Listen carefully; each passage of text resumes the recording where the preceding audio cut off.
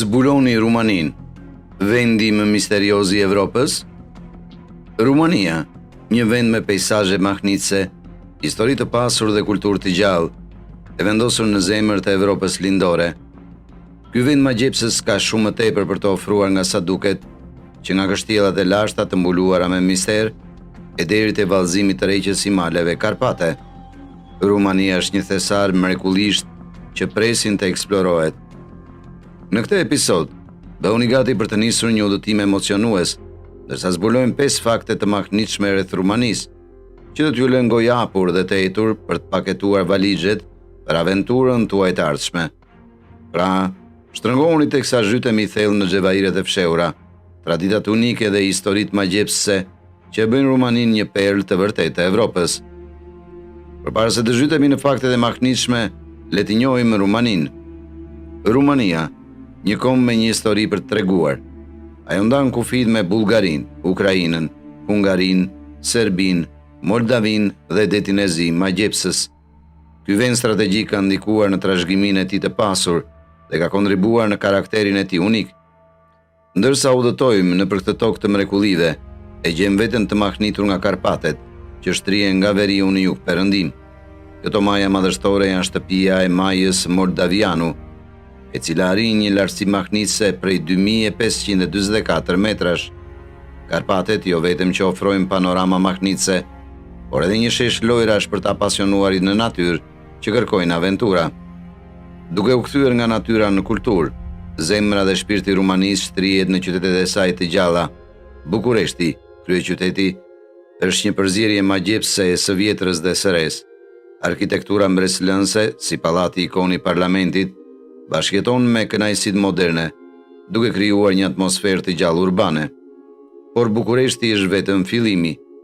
Nga rrugët simpatike të Cluj-Napoca deri te peizazhi dinamik i qytetit të Timișoara dhe Bregdeti i Konstancës, qytetet e Rumanisë ofrojnë një shumëllojshmëri të larmishme përvojash.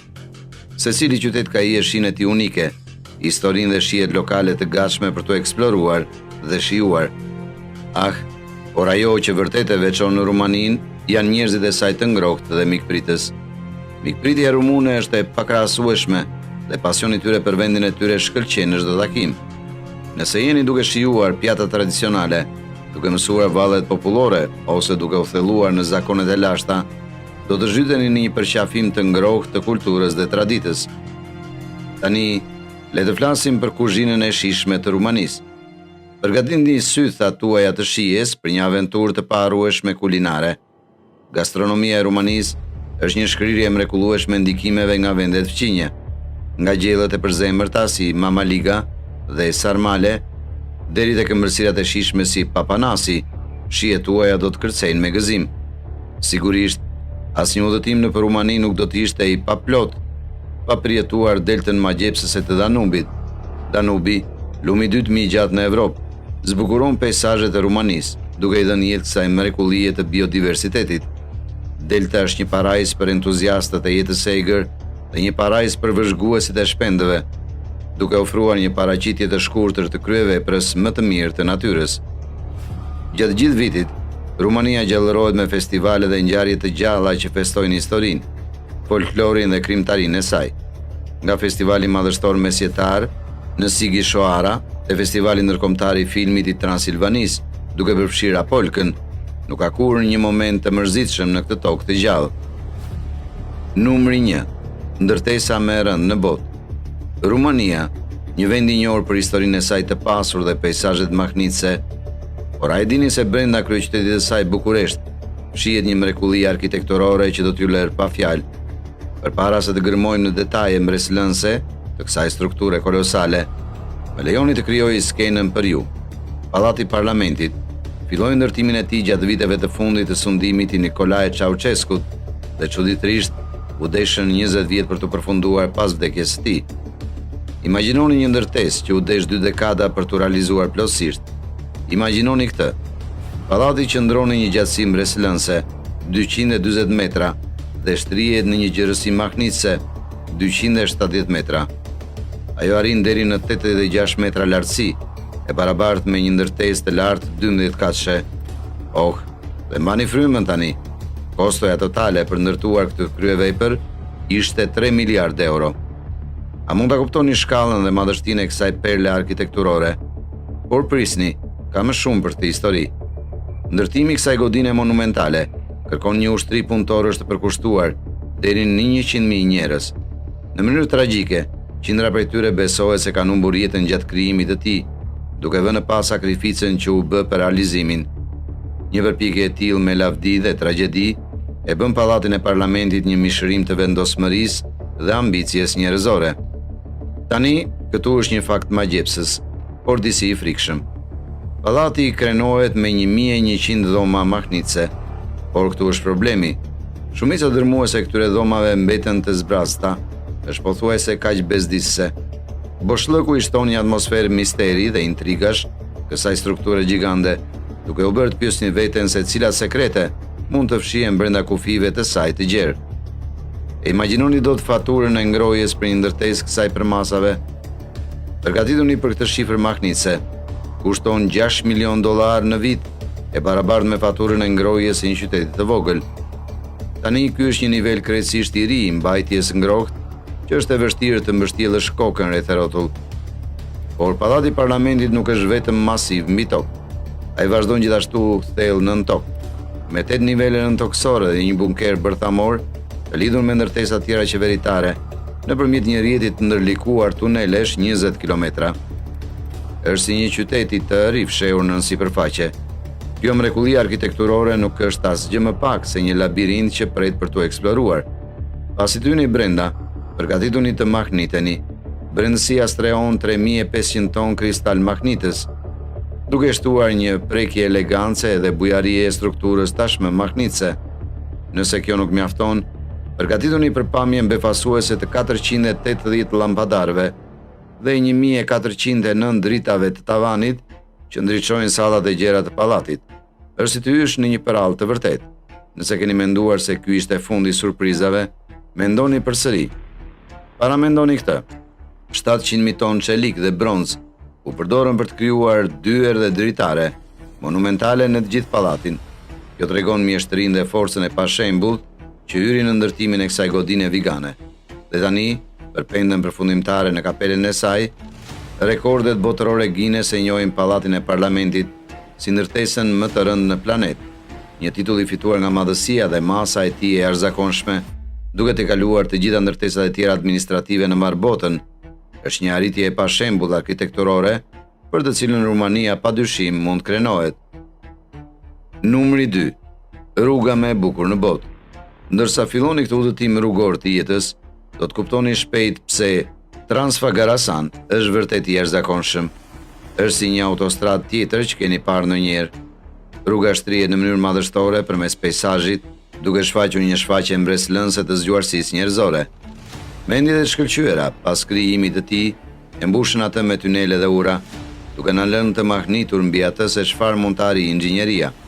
Mblidheni zemrën, sepse Transfagarasan nuk është për ata që e kanë zemrën të dobët. Ajo sfidon edhe shoferët më të aftë me kthesat e saj që duket se sfidojnë gravitetin. Ndërsa kaloni nëpër këto kthesa si gjarpër, adrenalina juaj do të rritet dhe do të përjetoni një nxitim sikur më parë. Duhet saktësi dhe fokus për të pushtuar këtë mrekulli gjarpërore. Tani, le të zhytemi në historinë intriguese pas kësaj rruge.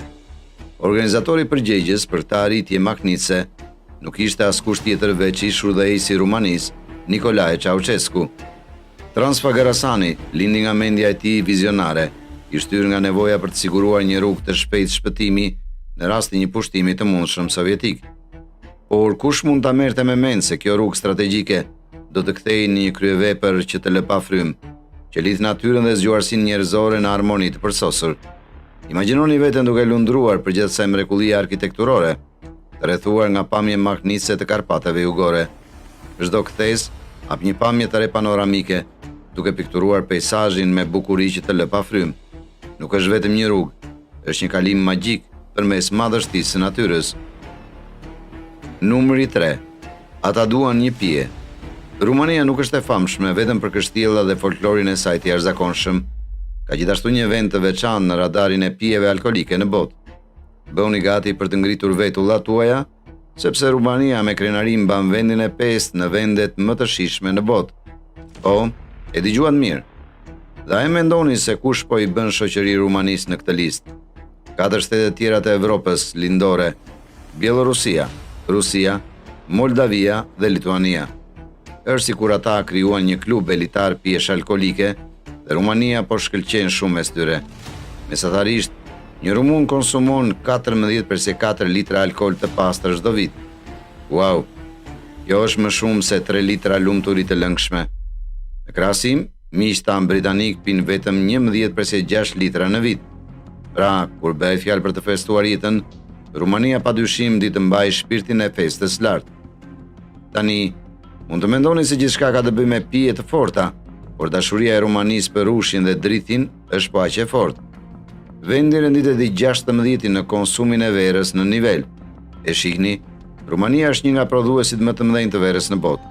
Por prisni, ka edhe më shumë. Rumania gjithashtu siguron vendin e 10 për konsumin e birës. Pra, pavarësisht nëse jeni një entuziast i verës apo adhurues i birës, Rumania i ka të gjitha për shijet tuaja.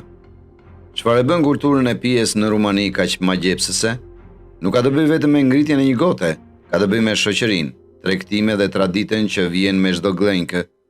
Vendasit din të shijojnë një pije me përgjegjësi dhe të shijojnë momentin, qoftë ky një rast festiv, një mbledhje për zemërt, apo thjesht duke u shlodhur pas një dite të gjatë. Numri 4. Rrjeti mbreslënës e kurudor.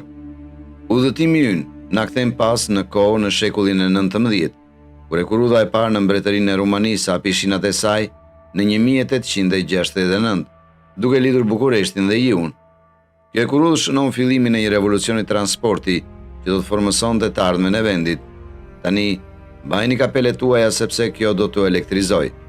A e dini se kurudha e parë me rrymë elektrike brenda territorit aktual të Rumanisë ishte shumë përpara kohës së saj? Ajo erdhi në ekzistencë në 1854, duke kaluar midis Oravitës dhe Bazeus në Banat, afër kufirit me Serbin. Por këtu është kthesa.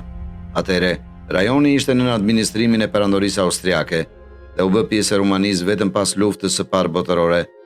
Flisni për kthesat historike, apo jo?